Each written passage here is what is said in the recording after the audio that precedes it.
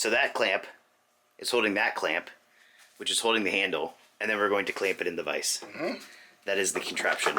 Welcome to the channel. In this video, Dennis is going to teach me how to shape this handle in a crazy clamp contraption. Let's dive in. Alright, so I have to give a quick shout out to Battleborn Saws. He is out of Dayton, Nevada, and he makes saws as well. And when I ordered this saw from him, he asked me if I wanted this blank, and I said absolutely, so that way I could learn how to shape a handle, just because I think that they're neat, I think they're cool, and I thought it would be fun. So, shout out Ian, Battleborn Saws, thank you.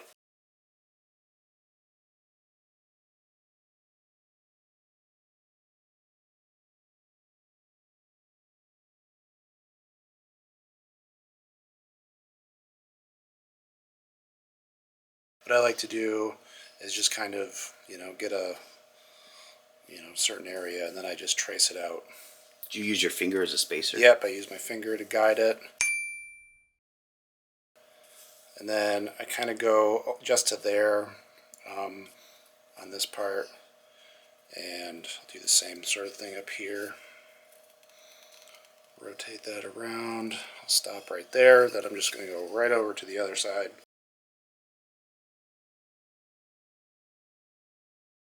Stop in roughly the same spot that I did on the other side. And then, these don't need to be exact, but I'll just move this maybe in a little bit.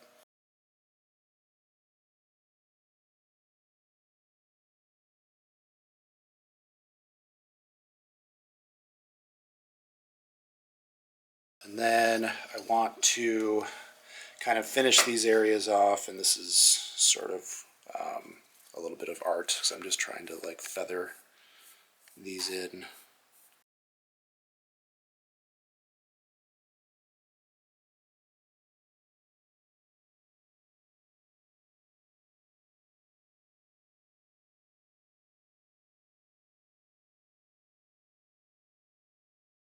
And then typically this spacing kind of fades in a little bit more down here if you look at old vintage saws, so that's what I like to do. I just kind of like to curl it in here a little bit.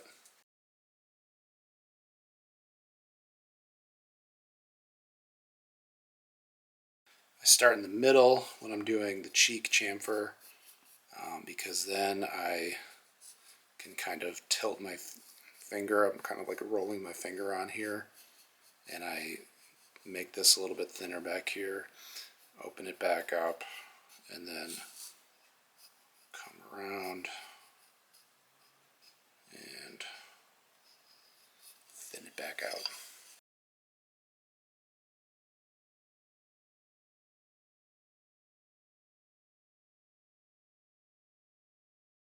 And I know Ian, he likes to do kind of this round over feature, which he has it drawn out on here.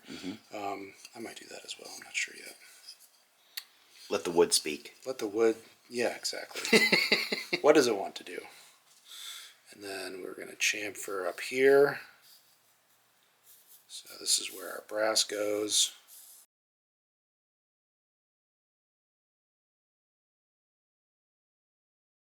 I made a mistake and let go of the pencil, so now I have to come here, make sure I'm going over my same line that I just drew, and then flipping it around. Yeah, like resetting a mortise gauge or marking gauge. Yep, just set it right back in the spot you had it. So these are what I use for the majority of handle shaping. These are hand stitch rasps, so they have kind of like a random pattern. If you got a machine stitched rasp, it would be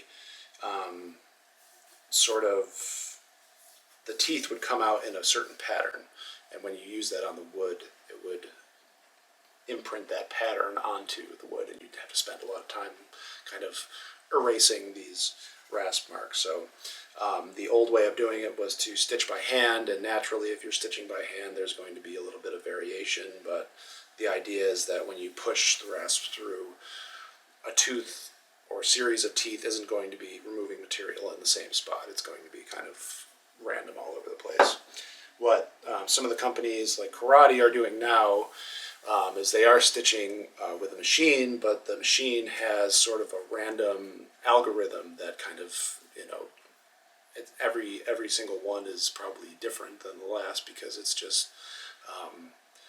stitching the teeth in random patterns. So it's basically a lot like getting a hand stitch rasp. Longest one is going to be the coarsest, and then you go down from there.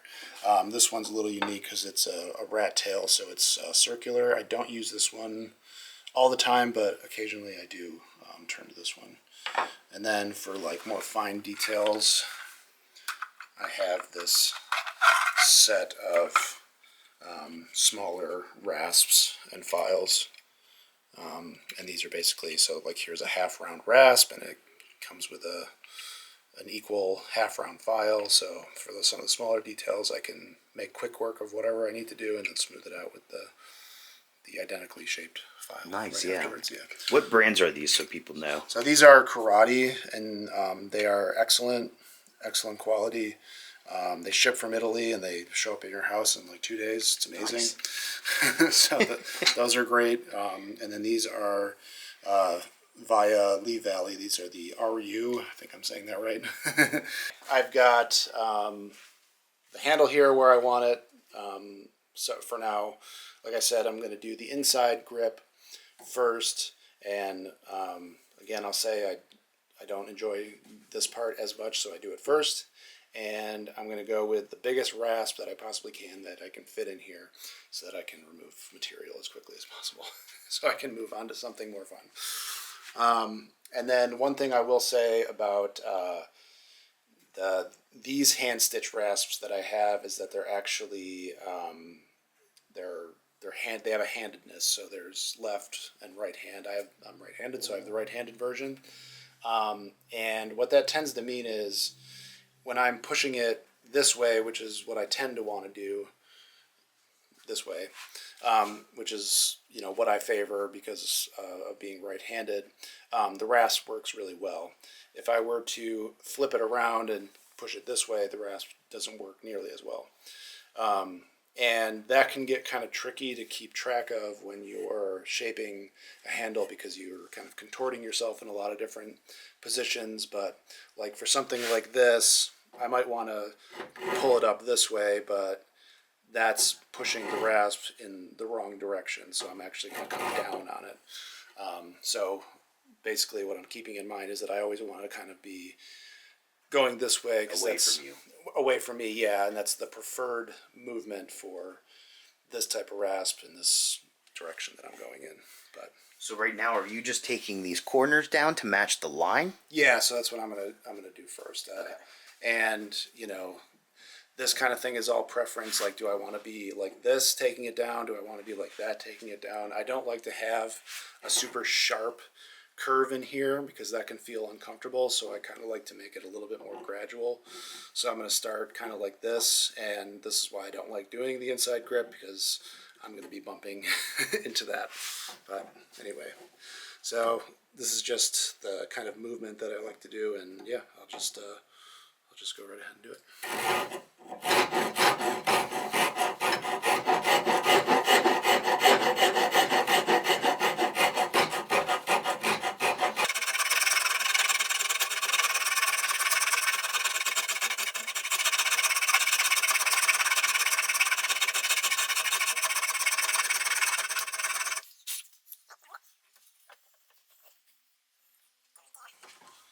So normally I have a piece of steel that I like to put in the slot so that when I push on this I don't crack it, but I can.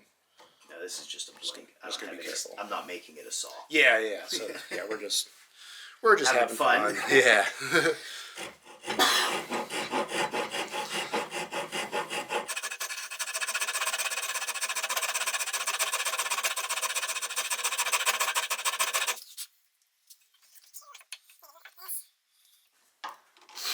This is why I like the contraption, because I like the face of it pointing at me. If I had it in this one, then I'd be kind of like having to hang over the bench. But this way it's kind of facing me and I can deal with it this way. And getting on the ground.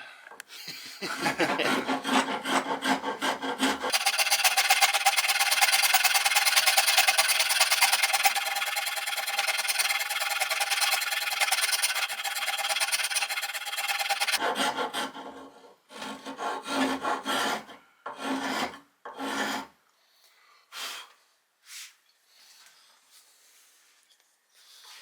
hard to see my line, but I think I'm done. We can try that. Oh. Is that Might be better for the video too. Oh, really? Okay.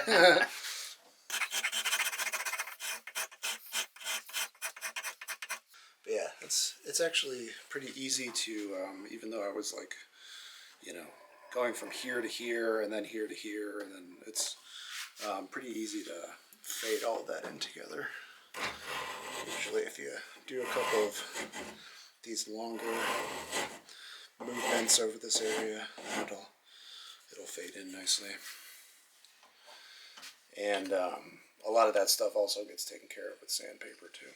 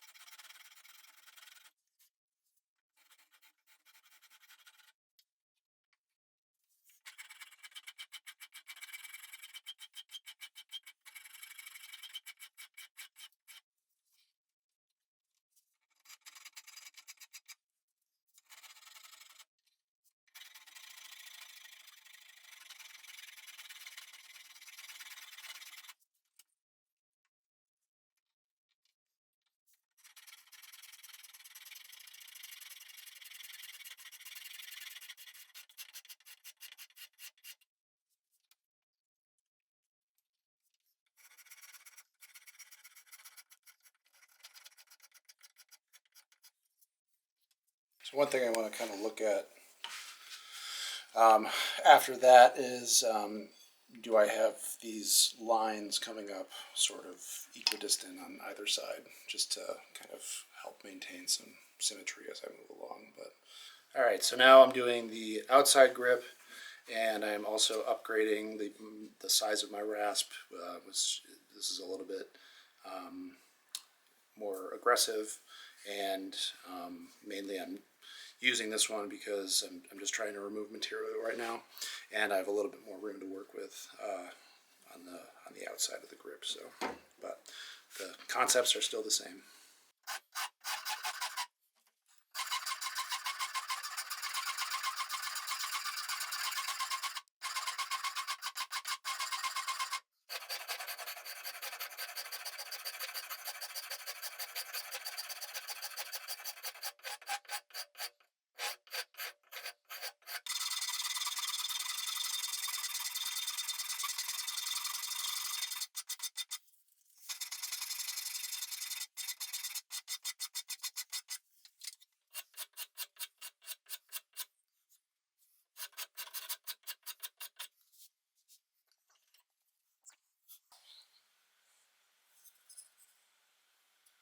All right, so now for inside curves, I use the round side.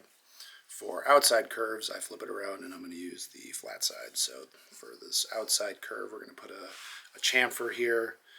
We're using the slot as obviously the midpoint, and I'm just going to bring the chamfer from the outside of the cheek right up to the inside here. One of the things that's tough when you're doing this is that you don't want to go right up to the slot with an aggressive file, because then it'll tear out into the slot, and then your wood to steel transition doesn't look as clean. So I tend to stop just a little bit before. Smart. And then file it afterwards, and that tends to sand and sand and stuff like that. Yeah.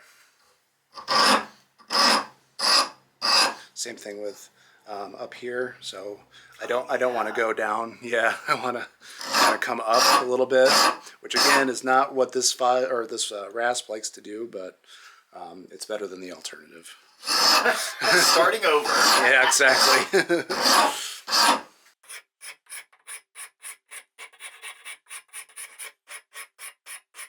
And I really don't have any rhythm or rhyme to what I'm doing. It's just kind of what I see, and then I just hit that spot.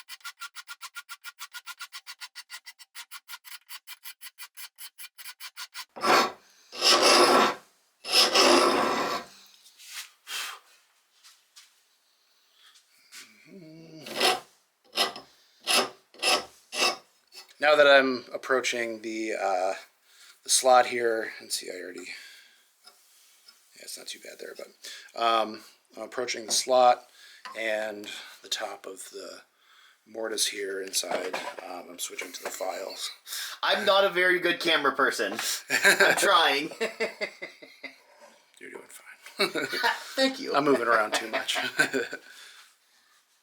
Let's see, oops. Okay, and we gotta do that. All right.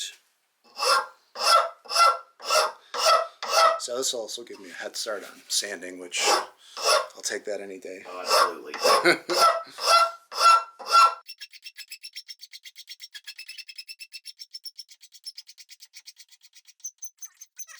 The sounds are not great. That sound is a thing of nightmares. Yeah.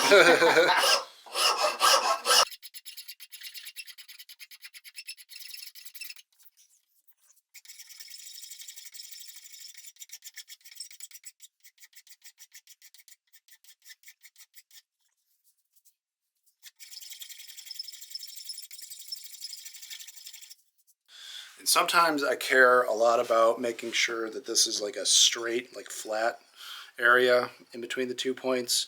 And sometimes I don't care if I round it over a little bit. It's almost impossible to notice either way. But also style, because I know the Richardson is flat. yeah.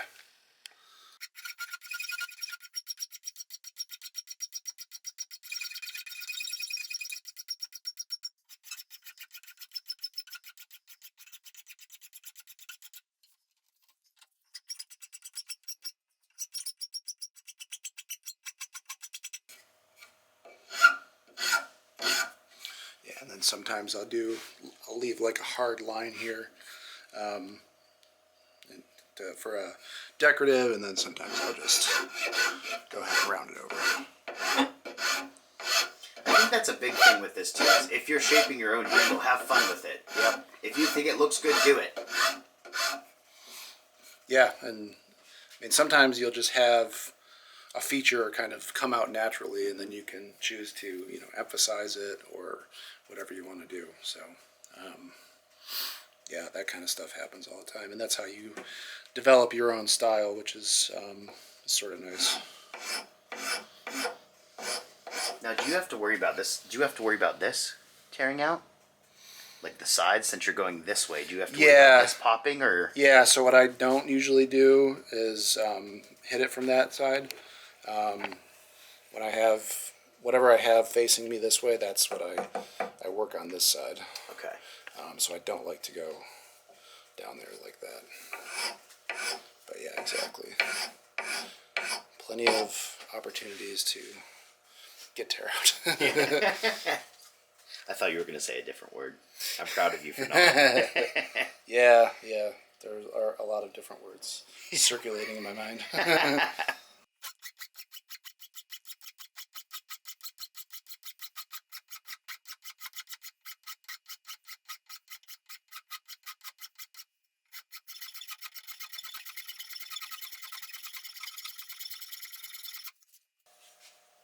Yeah, it was interesting. I've never done this Style before. Yeah, that's awesome.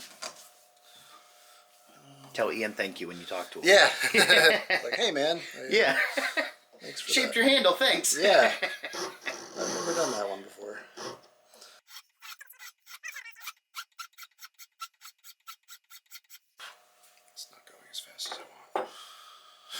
was wondering why you weren't using a rasp. But I know in here you got to be careful. Yeah, I'm just worried. But yeah. But yeah.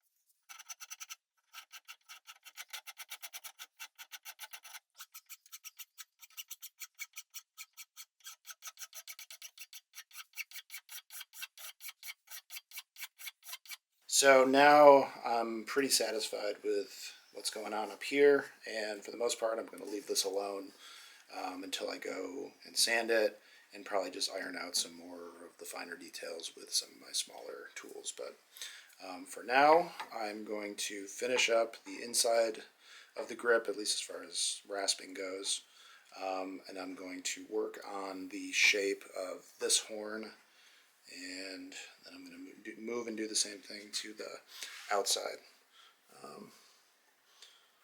So I'm just going to start here. I'm trying to even up both sides of the outside of this horn right now.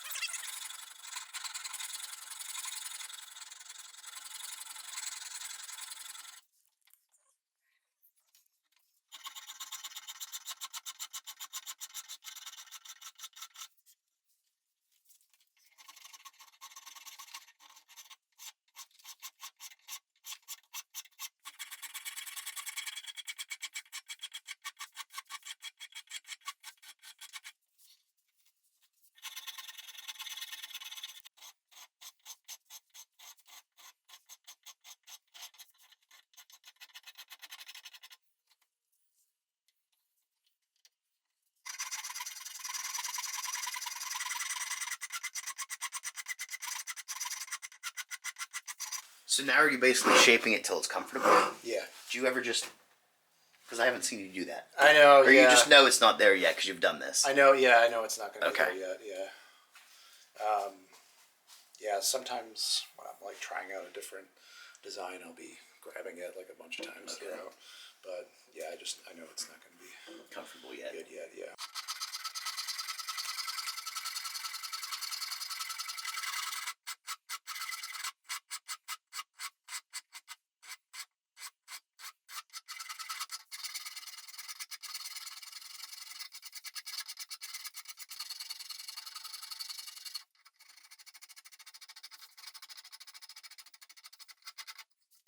Now it feels good. There we go. Yep. Very nice fit. You know, again, this comes off the bandsaw or whatever, and it's just got a little bit of stuff that you have to deal with, but I think the same principle applies with, you know, I don't want to come down this way. I want to stay up more on this edge here on the side.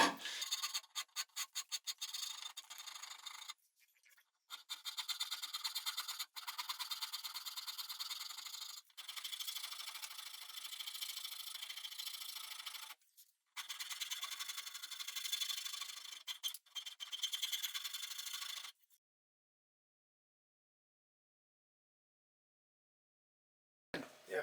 I mean, of course you have to sand, but again, we're not gonna put you guys through that. Yeah. That's really good for my hand size too. Nice. Alright, so I hope you guys enjoyed this video.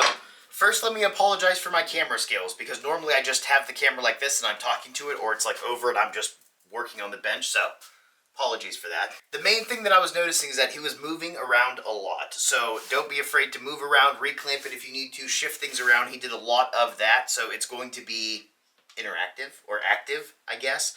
I did want to ask, what is a good wood for people to practice on? So if they're going to get their first blank and try shaping, because I hear basswood a lot, but that's not a saw handle. Yeah. To practice on, I don't know. I'd say anything you can get your hands on that's quarter sawn and not ridiculously expensive. Yeah. I'd probably say avoid things like black palm. Yeah. Like if you are, I'm assuming that if you want to make your own saw and you want to shape your own handle, that you have some familiarity with woodworking. So think about the woods that you work in woodworking and ones that splinter out really easily or they tear out really easily, things like that. Don't pick that as your practice piece. Save that for when you're a little bit more advanced. On that note too, when you're shaping your first handle, have fun. Whatever happens, whatever shapes happen, have fun with it, enjoy it. When you start getting more advanced, that's when I see that you can start recreating like the vintage handles and stuff like that. But for your first one, just have fun. Just enjoy the process. Okay, so I know you were talking about these Arul. Rio rasps? I don't do French. So, yeah, so these Rio rasps are pretty expensive, but we showed you the benefit of hand stitched. How long do they last?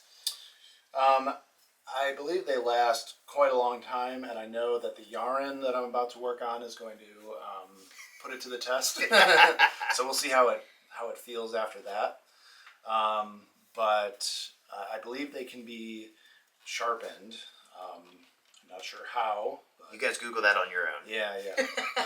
But I think the biggest thing is if you're going to get into handle shaping and it's something that you're going to do fairly often, it's well worth it to invest in a good quality set of rasps and files. I pulled out my Harbor Freight set, and that was the example I showed you guys of hand stitched versus not hand stitched. And the hand stitched not only looked better, but they were faster. So that's just something to keep in mind if you're going to make this like a continuous thing. Yeah, and half round is really the way you want to go because you can get the inside curves, the outside curves. Yep. I really like Shinto rasps a lot, and they're pretty cheap. I know a lot of people like those. Are they Unfortunately, no. Okay. No, they're basically like saw teeth in a line. Yeah, and they are big, and they work very well. Unfortunately, because they're flat on either side, I really can't use them for that's a good saw point. handles. So. Yep, that's a good point. Yeah, so I've experimented with a lot of different shapes of tools for some of the smaller areas, and it's all about your preference and what you like. I really like this set that you can get from Karate. I'll put a link down below to that. Yeah. Another option is just keep an eye out for a set of rifflers. That's always good.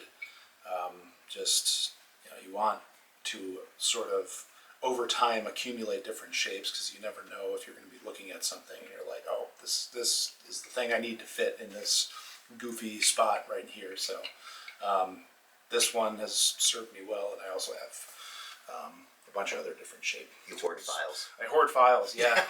Yeah, I do. You'll gather them as you go, just like tools if you're a woodworker. Exactly. Like most woodworkers. Yeah, I see a weird shape and I say, ooh. I don't have That's that true. one. Yeah. You can't take mine. No, okay. My center forge, this is mine. I don't have anything like that. You can't take it. You can have it if you want it, though, because I'm not going to use it. I don't know why I would need a safety side. Yeah. All right. Can you think of anything else? I don't think so. All right. So I hope you guys enjoyed this video. Again, we're not going to bore you guys with the sanding part, but after all those files and rasps, you would go to sanding for how long? 3 to 4 hours, probably. A long time. So that's why we're not going to bore you guys with that footage. If you do have any questions or any comments, anything like that, feel free to let us know down below. Thank you, Dennis, for coming out here. Check out the other 2 videos. He came and visited for the weekend. I did say that right. Anyways, yeah. He came and visited for the weekend, and we shot 3 different videos. So he shaped this handle, but he does a lot of custom work, and he also does some recreations of vintage saws. So check out the other videos so you can see some good examples of his work. I'll also put his website and stuff down below. He also did a video of showing how to tooth a saw, which I thought was pretty neat. But all right, again, question, comments, put them below. If they're anything about like the process, I'm just going to forward it over to him. So shoot him an email or something. But all right, that's all I got. Yeah? Have a good day. Adios.